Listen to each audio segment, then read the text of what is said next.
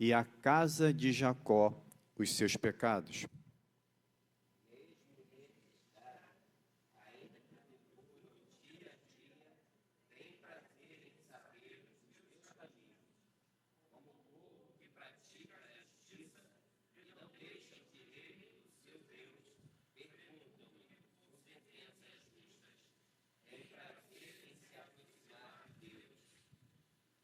Dizendo, porque jejuamos, se tu nem notas?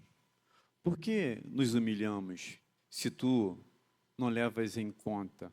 Acontece que no dia em que jejuam, vocês cuidam dos seus próprios interesses e oprimem os seus trabalhadores.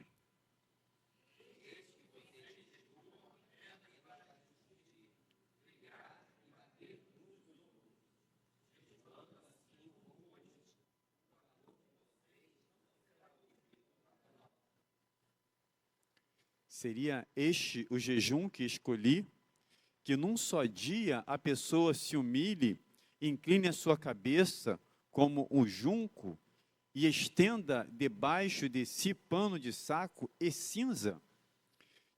É isso o que vocês chamam de jejum e dia aceitável ao Senhor?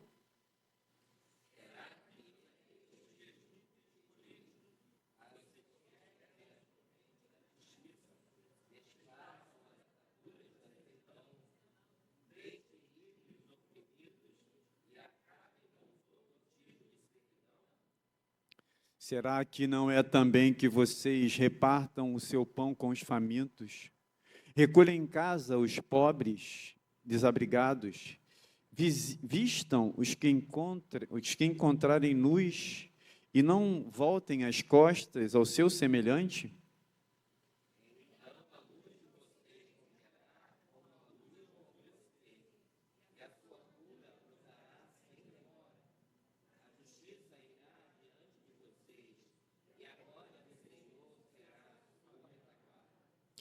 Todos juntos. O 9 ainda. Então,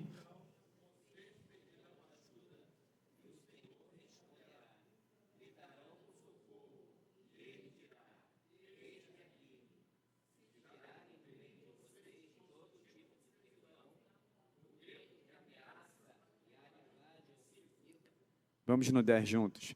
Se abrirem o seu coração aos famintos e socorrerem os aflitos, então a luz de você nascerá nas trevas, e a escuridão em que vocês se encontram será como a luz do meio-dia.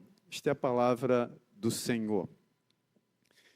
Meus amados irmãos, nessa noite eu queria compartilhar com os irmãos o seguinte tema: vivendo o Evangelho.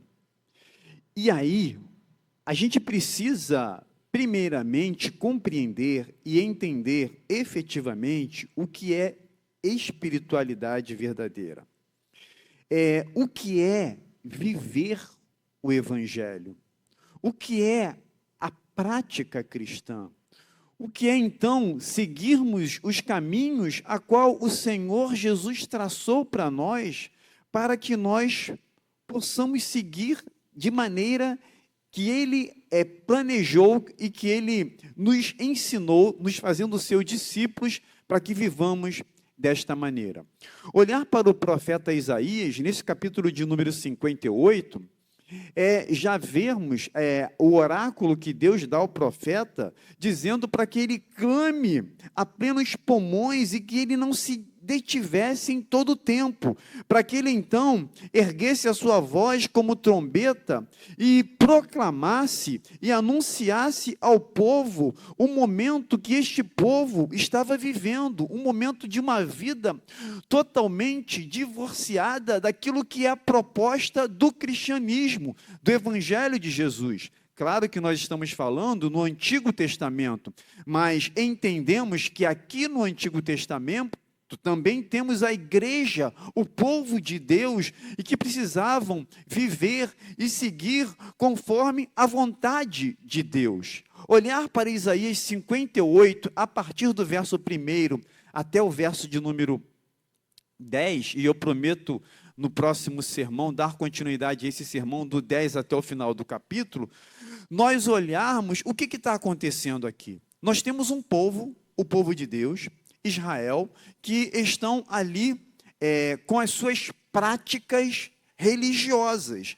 E você percebe que o profeta Isaías, no capítulo 58, ele vai denunciar, ele vai condenar toda espiritualidade vazia, ritualista, centrada em si. A gente olha para o texto e percebe que eles estavam exercendo as práticas que foram, sim, estabelecidas por Deus. A prática, o exercício do jejum era algo muito comum e necessário. E como nós também, para os nossos dias atuais, é necessário, sim, que nós tenhamos um momento de consagração, um momento de separação, um momento específico para Deus. Mas qual é o problema? E aí a gente precisa olhar, queridos irmãos, de uma maneira ampla do que é viver o Evangelho. E me parece que nós temos dois grupos dentro da igreja. Nós temos um grupo que efetivamente, eu não estou me colocando nesse lugar como juiz, eu estou olhando, me avaliando, a começar em mim, como diz a canção, perceber de como tem sido a minha vida, como tem sido o evangelho a qual eu fui alcançado por ele. Então, olhar para esses dois grupos é olhar um grupo que vem por gratidão, por aquilo que ele fez. E essas pessoas vêm, então, por gratidão ao Senhor, pela obra que o Senhor fez, pela obra que o Senhor realizou em suas vidas. E elas vêm para adorar. Elas não vêm por interesse, elas não vêm para o preenchimento de suas necessidades, para as suas carências primariamente, elas vêm para adorar. Um outro grupo é um grupo que vem para receberem os benefícios, as bênçãos. E aí eu começo a olhar para a perspectiva da nossa teologia, onde a gente crê na eleição, a gente crê na salvação que Deus escolhe aos seus, né? E a gente, então,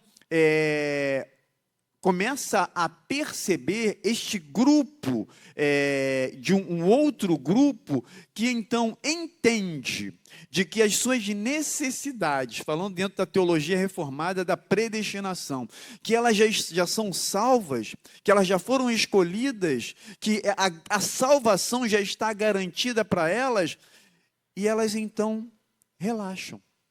Elas então se colocam numa inércia espiritual.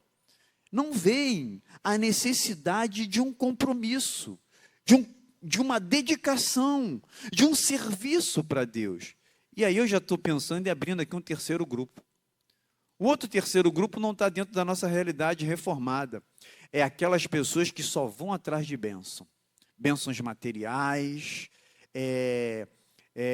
fazem compromissos, fazem votos, participam de correntes, e eu não estou aqui entrando em mérito algum, eu só penso qual é a motivação da pessoa estar seguindo aquele momento, se é uma questão apenas pessoal para atender às suas demandas, e simplesmente aí acabou. Não estou entrando nesse mérito, mas eu quero olhar da motivação dessas pessoas, porque depois das benesses serem recebidas, as pessoas seguem os seus percursos e os seus caminhos normais. O que está acontecendo aqui? O que está acontecendo é que esse povo de Deus, eles estão em pecado, mas eles estão cumprindo o ritual.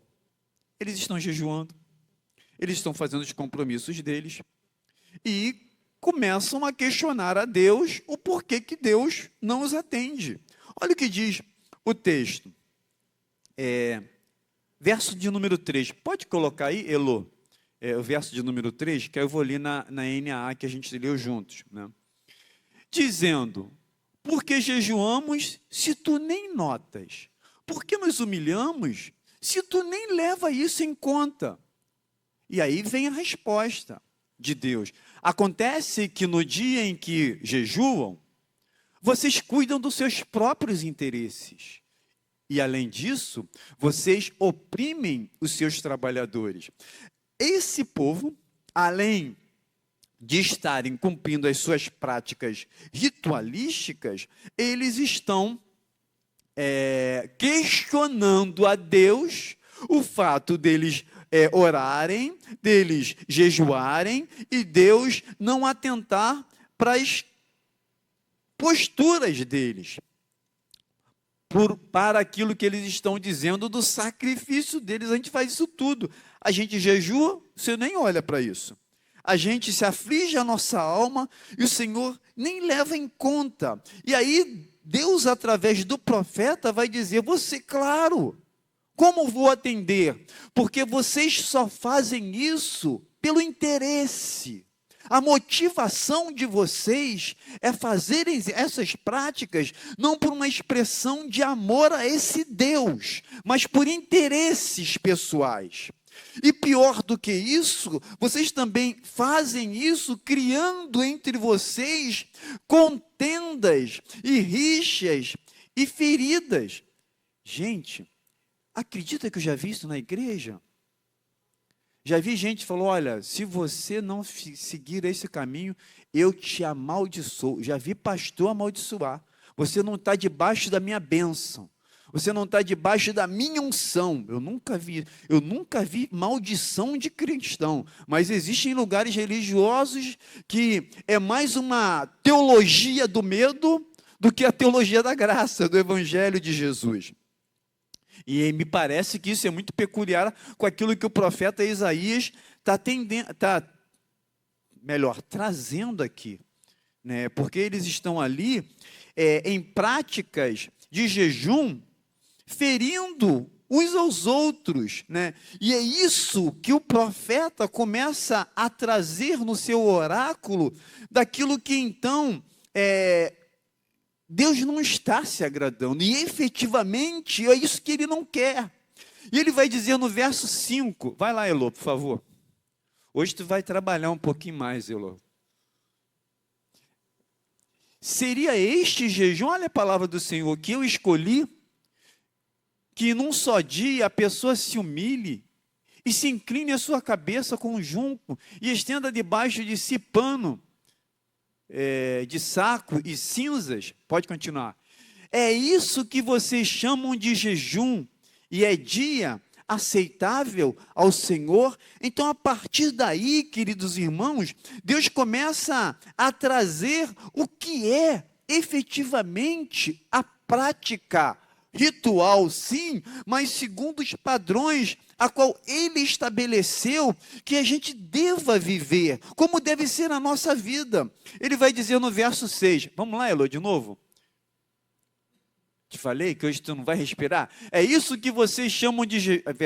Será que não é este jejum que escolhi, que vocês quebrem as correntes da injustiça, desfaçam as ataduras da servidão, deixem livres os oprimidos e acabem com todo tipo de servidão? Pergunta, né? Percebe, queridos irmãos? E aí continua no verso 7. Vou eu de novo, Elô. Vamos lá no 7. Vou eu de novo, hein? Será que não é também que vocês repartam seus pães com os famintos, recolham em casa os pobres e os desabrigados, vistam os que se encontrarem nus e não voltem as costas ao seu semelhante? Essa é a pergunta. Queridos irmãos, está muito claro para nós, olhando para esse texto, aquilo que não é jejum. Aquilo que Deus não quer, aquilo que Deus reprova, e que a gente às vezes acha que a gente pode burlar, que a gente pode enganar Deus. Nada de ações rituais exteriores vão seduzir a Deus, se elas forem apenas exteriores e não for expressão do coração e da vida. E pior do que isso, com as motivações erradas, como estava acontecendo aqui. E então Deus vai falar que tipo de espiritualidade que Ele aceita, o que Ele quer de nós, que nós efetivamente expressemos misericórdia. Eu quero dizer mais que viver o Evangelho na sua essência, queridos irmãos, é passar por dificuldade, é pagar preço, é sofrer, é renunciar. Não está em moda isso. Isso não agrada. Isso não vai encher a igreja. Isso não vai agradar a muitas pessoas que estão querendo benefícios. Não vai. Mas esse é o Evangelho. Esse é o Evangelho do Senhor Jesus, que Ele ensinou para nós. E olhamos aqui para o profeta Isaías, 700 anos antes, mas também está aqui também presente nesse contexto de Israel, a realidade a qual estava vivendo o seu povo de Israel, a sua igreja. E então, a partir de algumas respostas que eu gostaria de trazer para a gente hoje brevemente, daquilo que o Senhor quer. A gente já sabe que Ele não quer. A gente já sabe que Ele não quer que a gente faça as coisas pelos nossos interesses. A gente já sabe que Ele não quer que a gente faça as coisas criando rixas e brigas, né? E contendas, conforme lemos nos versos anteriores. E aí, no verso de número 10, ele vai trazer para a gente uma palavra que deve ser marca para aquilo que é a vida ou viver o Evangelho. Eu vou destacar esse verbo: se abrires a tua alma. Ou seja, a palavra abrir, ela significa estender, alongar, atrair, abrir a alma. Não é apenas olhar para a necessidade do carente, do faminto, do necessitado. Abrir a alma é movimentar-se emocionalmente e espiritualmente em direção a Ele. É sair de si, é romper com o conforto, a zona de conforto. A compaixão é um movimento de alargamento interior, queridos irmãos. Não sei se está claro para a gente aquilo que deve ficar a nossa compreensão olhando para esse texto. Ou seja, nós abrir a nossa alma ao faminto não é apenas uma piedade passiva, mas é uma fé verdadeira que se estende, que se alonga, que vai em busca daquele que está faminto, daquele que está necessitado, daquele que está necessitado, daquele que precisa do socorro. E a gente vai precisar abrir mão do nosso tempo, dar atenção e consolo e cuidado para essas pessoas. A nossa tendência, ao invés de nos abrirmos, é nos fecharmos, é nos recolhermos, é nos isolarmos. Mas o que o texto mostra para a gente, entendendo do que deve ser o Evangelho, é se abrir. Na verdade, a palavra igreja é do grego, que quer dizer eclésia.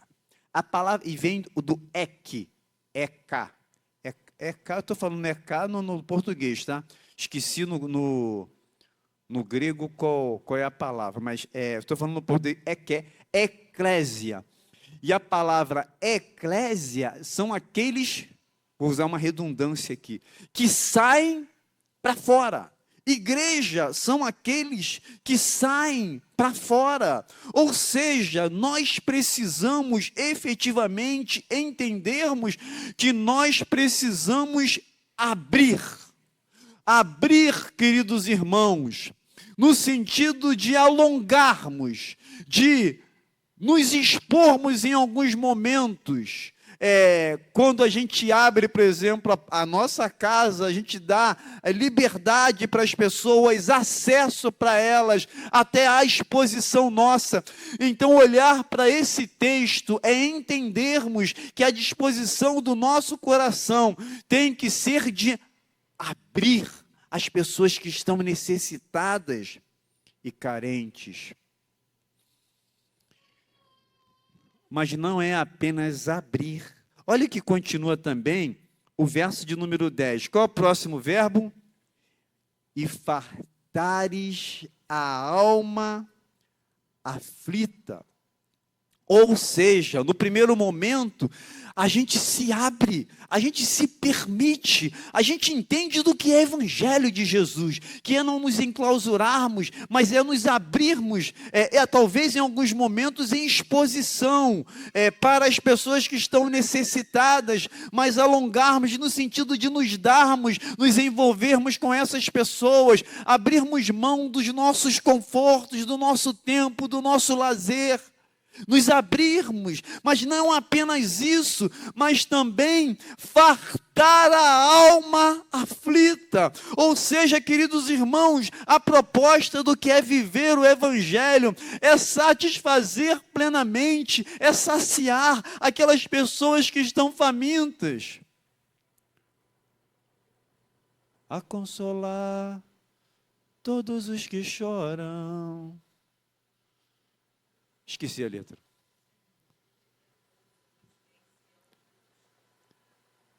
Vamos lembrar que é do nosso tempo, né, Marizinha?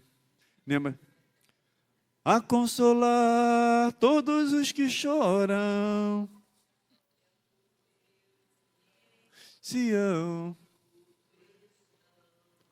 Uma coroa, ao invés de espírito angustioso. E uma coroa em vez de cinza, veste de louvor ao invés. Vocês cantam melhor que eu e estão melhor que eu. Vocês podiam até cantar, né?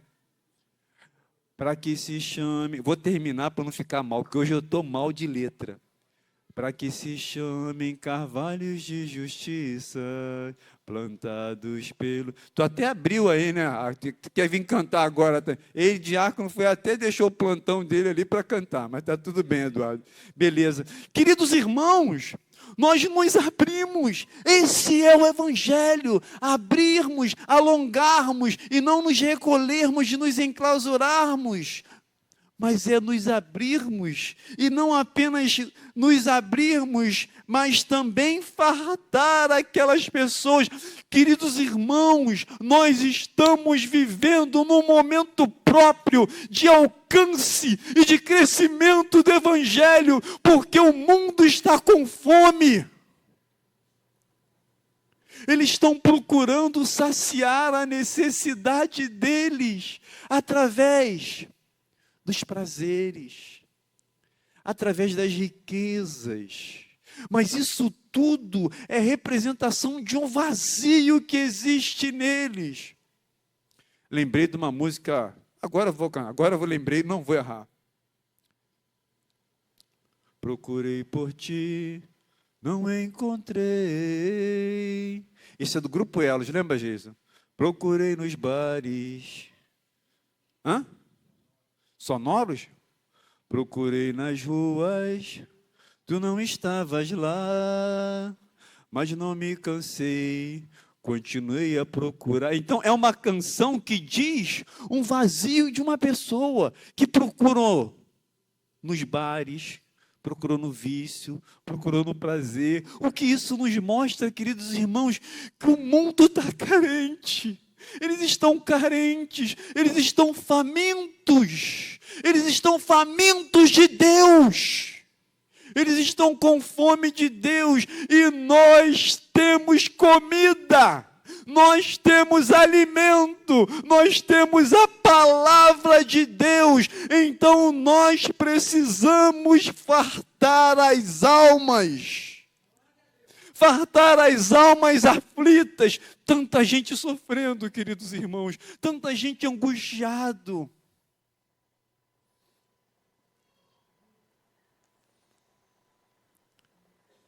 É difícil para mim, porque eu ouço tanta coisa e não posso falar para vocês, dentro de uma outra área. Mas é gente querendo morrer, eu não aguento mais. Minha vida não tem sentido. Eu quero morrer. É o que a gente mais ouve as pessoas dizerem. As pessoas estão desesperadas. Elas estão necessitadas, queridos irmãos. Sabe o que significa Belém? O que significa Belém? Muito bem, Dalva. Belém é casa do pão. A igreja é Belém. A igreja é o lugar que tem pão. Para essas pessoas que estão famintas, nós somos essas pessoas que estaremos ao alcance delas. Meus amados irmãos, Deus nos colocou aqui nesse lugar como igreja, porque somos nós que temos a despensa.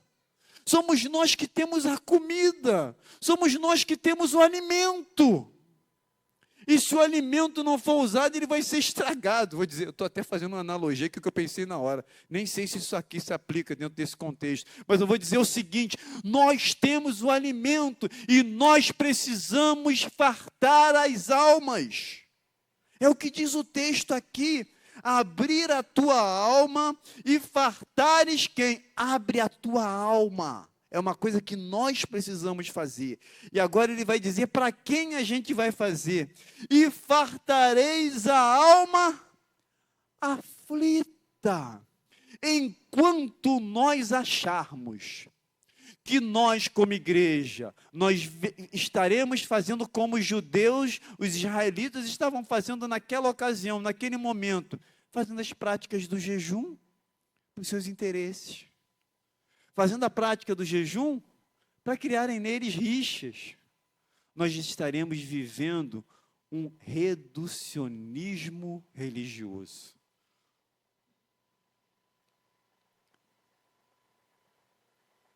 A gente vai estar limitando muito do que é a igreja. A igreja não é isso.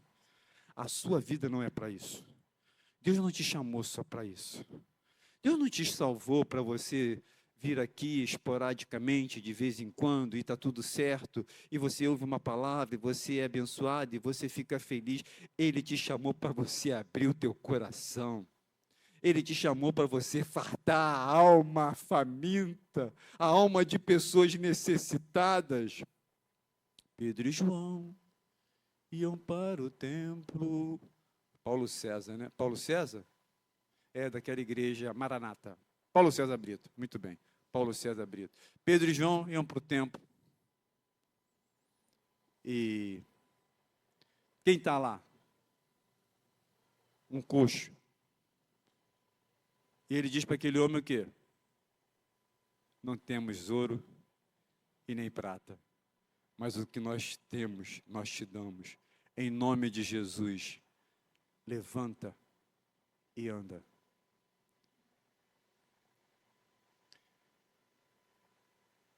Meus irmãos, nós precisamos entender o que é o ministério da restauração. E aí o Isaías 61, verso 1 e 3, Elô, coloca aí que a igreja vai ler comigo, já que eles estão rindo de mim na hora que eu erro na canção, agora eles vão ler o texto aí, 61, verso 1 e 3, estou brincando, mas para a gente, até o texto que a gente vai ler é uma canção que eu cantei aqui todo errado. Olha o que diz. Vamos lá juntos? O Espírito... Forte, irmãos. O Espírito do Senhor, porque o Senhor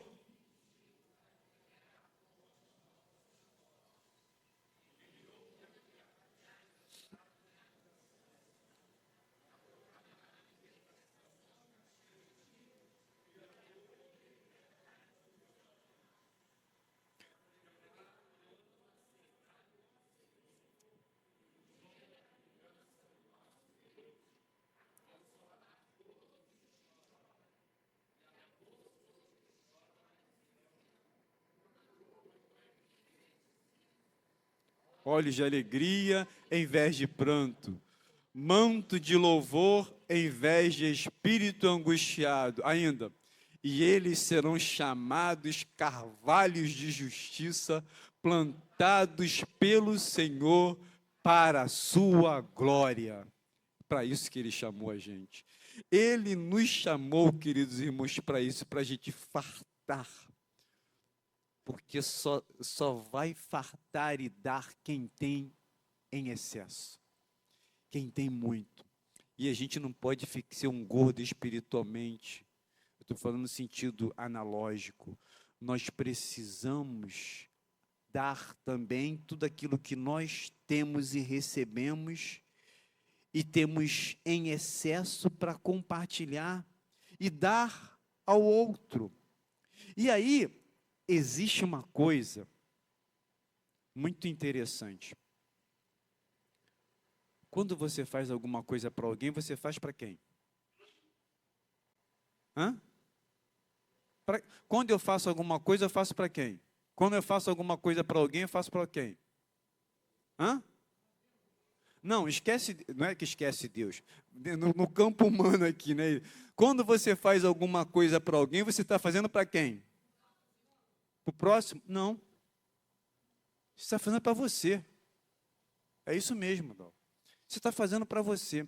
Quando eu me lembro lá, que eu ia lá no sopão, lá toda madrugada, a gente preparava uma sopa maravilhosa, levava para os moradores de rua. Alguns comiam, outros jogavam fora. Quem ficava mais feliz? Eu ou eles? Eu. Muitos deles nem comiam, jogavam fora, desprezavam, mas a minha alegria era tão grande de poder contribuir, de poder ajudar, de poder servir. Meu irmão, você precisa entender alguma coisa. Quando você está abençoando o próximo, você que está sendo abençoado, quando você pensa que você está fazendo bem para alguém, você está fazendo um bem para você. A gente precisa entender isso. E olha o que diz o texto. Então a tua luz nascerá nas trevas, e a tua escuridão será como meio-dia. O que o texto está dizendo para a gente é o seguinte, queridos irmãos: a partir desse momento que nós começarmos a entendermos e a vivermos de maneira ativa do que é o Evangelho, compreendendo que isso vai trazer reflexos e bênção para nós. O texto vai dizer, e a luz, então a tua luz nascerá. Ou seja, nós seremos abençoados e seremos no sentido de cheio de luz mesmo, de sermos iluminados. O texto vai dizer que a tua escuridão será, olha só, a tua escuridão, ou seja, no teu momento de maior escuridão, você será como o sol de meio-dia, ou como o meio-dia, como vai dizer o texto, meus amados irmãos. Você quer luz para a sua vida? Você quer luz para a sua vida? Ilumina a vida do outro primeiro. A gente precisa efetivamente entender de que fazer, se dar, servir, abrir, fartar, o maior beneficiado com isso tudo somos nós. A Bíblia não fala que é melhor dar do que? Isso não é uma incongruência, isso é uma verdade. Há uma verdade muito clara para nós aqui, queridos irmãos. Há muitas pessoas que estão exaustas. Há muitas pessoas que estão em lágrimas. Há muitas pessoas que estão em sofrimento, meus amados irmãos. E nós, irmãos, outro dia eu preguei aqui. Ronaldo, tu não estava? Acho que não. Ronaldo gosta de dizer que é o 37. Cadê a Meire? Está ali. Ele gosta de Ezequiel 37. Uma vez ele falou que queria que pregasse Ezequiel 37. Já preguei uma vez, outro dia eu preguei Ezequiel 37. Eu trouxe uma seguinte palavra. Não sei se vocês lembram, acho que foi um domingo de manhã. Hoje o som tá bom, Marcel. Gostei, tá? Hoje não tá batendo, melhorou, né? Melhorou. E aí, o que eu falei, à luz de Ezequiel 37, é o seguinte, irmãos, olhar para, por exemplo, para a Coreia, para o Alto Uruguai, eu não estou julgando o nosso bairro não, tá? Orar para Chatuba, orar para o centro aqui de Mesquita também, a gente vê um vale de ossos secos. Olhar para o nosso estado, olhar para o nosso país, a situação que está, a gente... E o que Deus fala para o profeta Ezequiel? Profetiza. Profetiza. E ele começa a dizer: vem dos quatro cantos, ó Espírito Santo, sopra sobre esses ossos para que vivam. A palavra que a gente precisa entender aqui, profetiza, queridos irmãos, é entendermos o seguinte: que somos nós que temos a palavra. Somos nós, a igreja do Senhor, que vamos dar vida. Outro dia eu estava pregando na igreja da Chatuba, e do lado da igreja da Chatuba tem um rio. E aí, do lado do rio, não, dentro daquele rio, Elinho está lá com a Flávia agora, dentro daquele rio, se você contar, tem mais ou menos uns 100 cracudos. A gente está pregando, a gente fica até meio tonto, porque o cheiro do crack é tão forte. Teve lá domingo, né, Mário? Tu viu? Não é o número? Tu passou lá, tu viu um monte de cracudo, né? Eles são magros que dá dó, que nem diz o Rebanhão, o Janíris na época. Eles são magros que não aguenta nada. Vale de ossos secos. E aí Deus fala através do profeta Ezequiel: profetiza. Igreja, profetiza. Fala do Senhor. Prega a palavra. Anuncia. Meus amados irmãos, a esperança para essa geração é a igreja. É a igreja que é a esperança para esse mundo. Quando o Senhor levar a igreja, acabou. Nós estamos aqui porque nós somos a esperança. Eu estou tentando lembrar aqui um versículo que diz o seguinte: a ardente expectativa, acho que é isso, da criação, aguarda a manifestação dos filhos de Deus. A ardente expectativa da criação. E aí a gente não está falando de natureza apenas, a humanidade aguarda quem? A revelação de quem? Dos filhos de Deus, da igreja do Senhor. Eles estão na expectativa, queridos irmãos, conforme eu falei, há uma geração com fome, e nós temos o alimento, e essas pessoas precisam serem alimentadas. O evangelho não é um reservatório, o evangelho, ele é um rio. Tudo que fica reservado morre. Nós precisamos fluir, a nossa alma precisa se abrir, nós precisamos fluir através de nós, meus amados irmãos.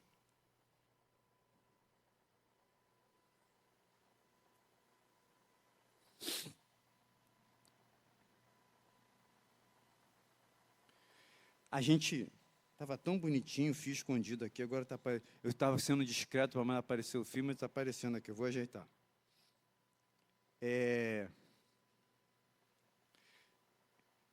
Gente, ele não te chamou para você ficar só sentado aí, não. Que bom que você está sentado aí. Queria que mais pessoas estivessem sentadas também. Mas ele não te chamou só para isso. E o evangelho não é isso. Esse momento aqui ele é importante, o momento do nosso culto, da nossa adoração, o momento da nossa gratidão a Deus. Mas ele nos chamou para que nós possamos abrir a nossa alma e fartar a alma aflita e faminta. Esse é o Evangelho. Isso é viver o Evangelho. O próprio Senhor Jesus viveu isso como ninguém. Jesus, ele abriu a sua alma ao faminto. Ele fartou ao aflito. Ele tomou as nossas trevas, ressuscitando. Ele fez a luz nascer para nós. Na cruz, ele se abriu, ele se estendeu. No túmulo, ele estava nas trevas. Mas ao terceiro dia, ele trouxe a luz, ele ressuscitou. E ele fez tudo isso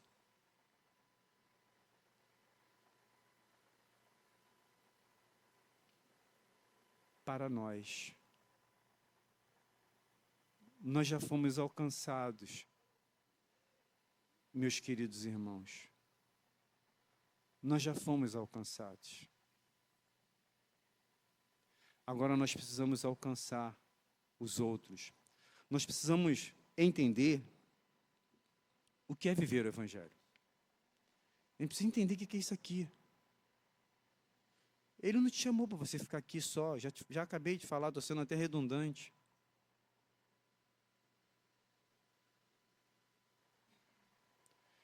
E se a gente não viver o Evangelho, talvez a gente até esteja perdendo tempo. Porque aquela prática dos judeus não estava agradando a Deus. Eles estavam fazendo jejum à toa, porque Deus não estava ouvindo. Deus não estava se agradando. Não estava sendo um serviço agradável para Deus. A minha pergunta é, você quer agradar a Deus? Você quer viver uma vida agradável para Deus?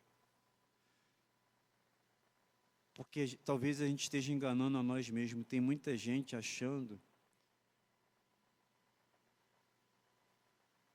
entendeu a teologia reformada da predestinação errada. Hein? Porque eu já estou salvo. Uma vez salvo, salvo para sempre, fica em casa. Estou salvo, está tudo tranquilo. Pensa que está salvo. Porque quem é alcançado pela graça de Deus, quem é alcançado pelo Evangelho, essa alma é sedenta por Deus, ele é tão grato que ele quer estar sempre buscando a Deus na presença de Deus e quer servir a Deus.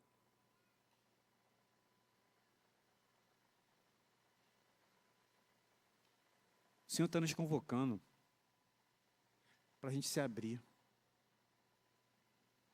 para a gente sair da nossa zona de conforto. Às vezes não vai dar vontade de vir para a oração, para o estudo, para o culto, para o evangelismo.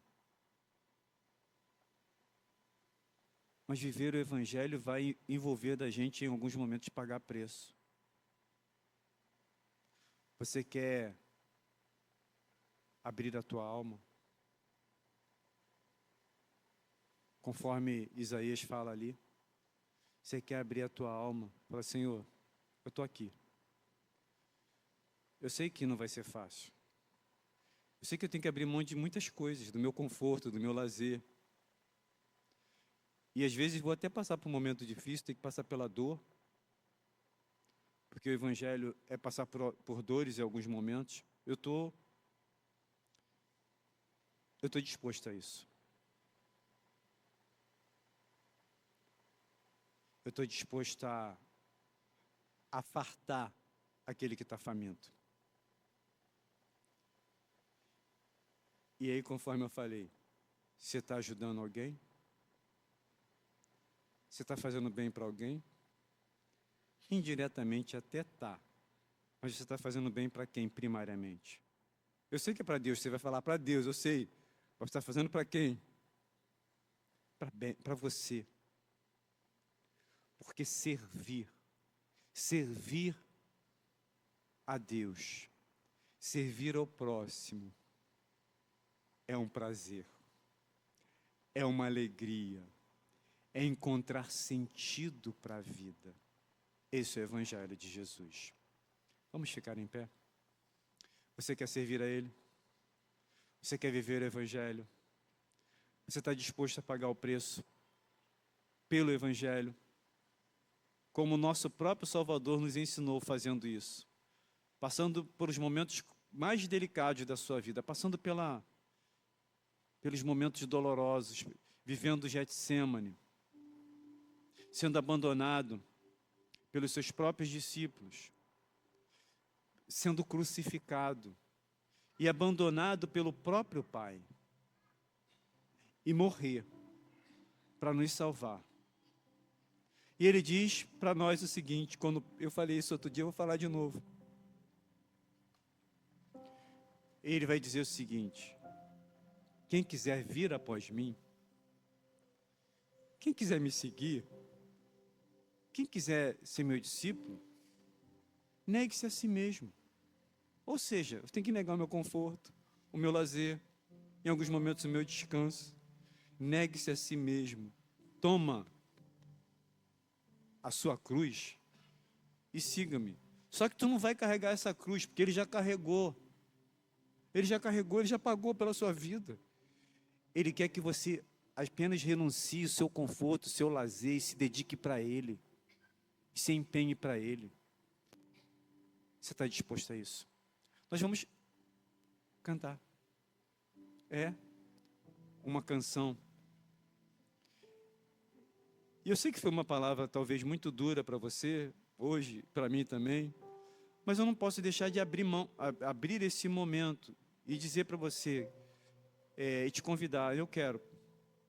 Eu sei que é difícil.